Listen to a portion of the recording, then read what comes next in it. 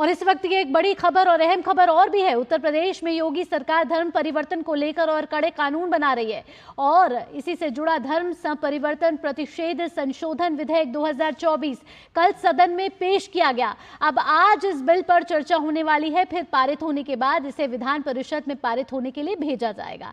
आपको बता दें कि इस विधेयक में पहले से मौजूद सजा के प्रावधानों को और कड़ा कर दिया गया है, जैसे अधिकतम सजा को 10 साल से बढ़ाकर उम्र कैद में बदलना, साथ ही शिकायत दर्ज करने की अनुमति देने के लिए दायरे को बढ़ाना और उसके साथ ही जमानत को और अधिक कठिन बनाना। सरकार की ओर से ये दलील है कि यूपी विधि विरुद्ध धर्म संपरिवर्तन प्रतिषेध अधिनियम 2021 के तहत मौजूदा प्रावधान पर्याप्त नहीं है, इसलिए सरकार अपने धर्मांतरण विरोधी कानून को और अधिक कठोर बनाना चाहती है। तो संशोधित अधिनियम में छल कपट या जबरदस्ती कराए गए धर्मांतरण के मामलों में कानून को पहले से सख्त बनाते हुए अधिकतम आजीवन कारावास या 5 लाख रुपए के जुर्माने की सजा का प्रावधान किया गया है। तो ये भी एक महत्वपूर्ण खबर उत्तर प्रदेश के में आपको बता दें, विधानसभा का मॉनसून सत्र चल रहा है, जहां आज अनुपूरक बजट भी पेश किया जाएगा। उसके साथ साथ ये महत्वपूर्ण विधेयक है, इसको भी पारित कराने की कोशिश की जाएगी।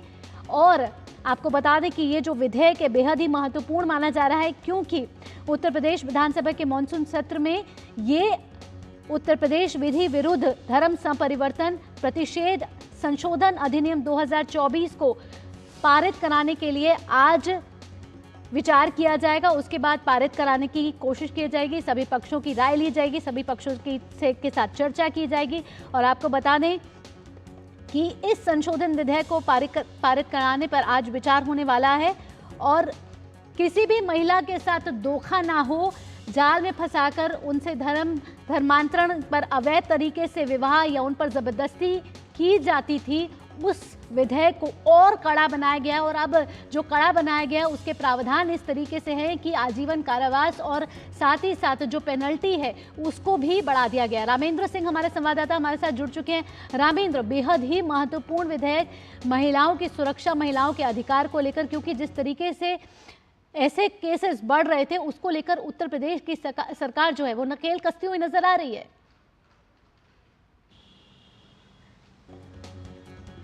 तो रामेंद्र के पास हम फिर से आना चाहेंगे। आपको बता दें कि 2021 में बना जो ये कानून था अब बदलेगा, क्योंकि संशोधन विधेयक में कड़े प्रावधान लाए गए हैं, कड़ा कानून कर दिया गया है। आजीवन कारावास के साथ 5 लाख रुपए के जुर्माने की सजा का प्रावधान किया गया है।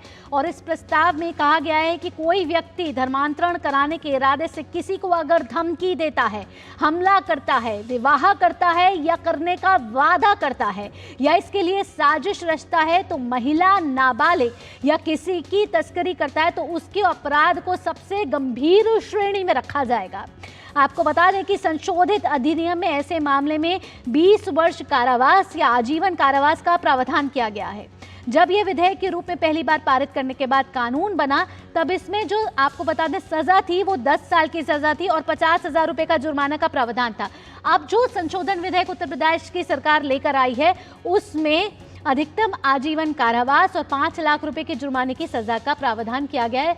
रामेंद्र जुड़ चुके हैं हमारे साथ फोन लाइन पे। रामेंद्र, आपसे ताजा अपडेट लेना चाहेंगे।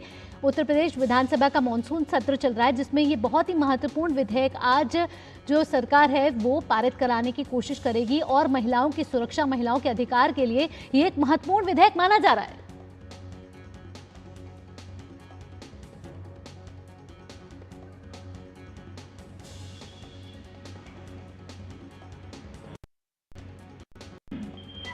रामेंद्र, आपसे ताजा अपडेट लेना चाहेंगे। उत्तर प्रदेश विधानसभा का मॉनसून सत्र चल रहा है, कितना देखिए सरकार ने कहा कि राज्य सरकारें जो धर्म परिवर्तन के मामले में उन पे अपना कानून बनाए और अपने हिसाब से उनको एक्सक्यूट करें, जिससे धर्मांतरण रुके। उत्तर प्रदेश में तमाम घटनाएं, अगर तौकीर रजा बरेली में कहते हैं कि हमको नियम अनुमति दे, हम धर्म परिवर्तन करा करके लोगों का विवाह कराना चाहते हैं, इसका मतलब कानून में कहीं ना कहीं त्रुटियां रह गई थी। मोहनलालगंज में एक लड़की के परिवार वाले पकड़ते हैं तो नमाज पढ़ती हुई पाई जाती है। जब पता किया जाता है तो पता लगता है किसी मुस्लिम लड़के के साथ है, फिर वो भाग जाती है और पुलिस उसको पकड़ के लाती है, पता लगता है धर्मांतरण कराया जा रहा है उसका। तो इस तरीके की तमाम घटनाएं उत्तर प्रदेश में अगर देखिए साल भर में तो ये संख्या बड़ी हो जाती है, जो लिखा पढ़ी में पुलिस के पास आती है।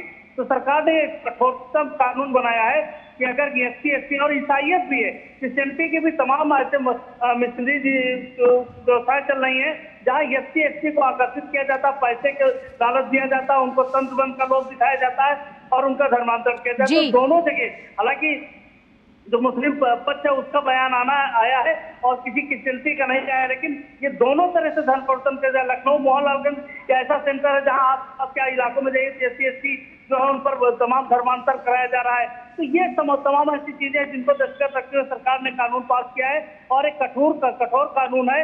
इसमें आजीवन कारावास की सजा, उसके अलावा दंड का अलग से प्रावधान है। जाहिर है कि राज्य सरकार जो कानून लाई, इससे आने वाले समय में जैसे विधेयक पारित होगा आज विधान परिसभा में, फिर विधान परिषद में जाएगा, गवर्नर के पास जाएगा और उसके बाद राष्ट्रपति की सिग्नेचर के बाद कानून बनेगा। तो कानून बनने के बाद ये समझ लेना चाहिए, उत्तर प्रदेश में धर्मांतरण कराना, लालच देकर कराना और धोखा देकर धर्मांतरण कराना, दोनों बहुत जबरदस्त अपराध की श्रेणी में आएंगे और उससे कोई बच नहीं पाएगा।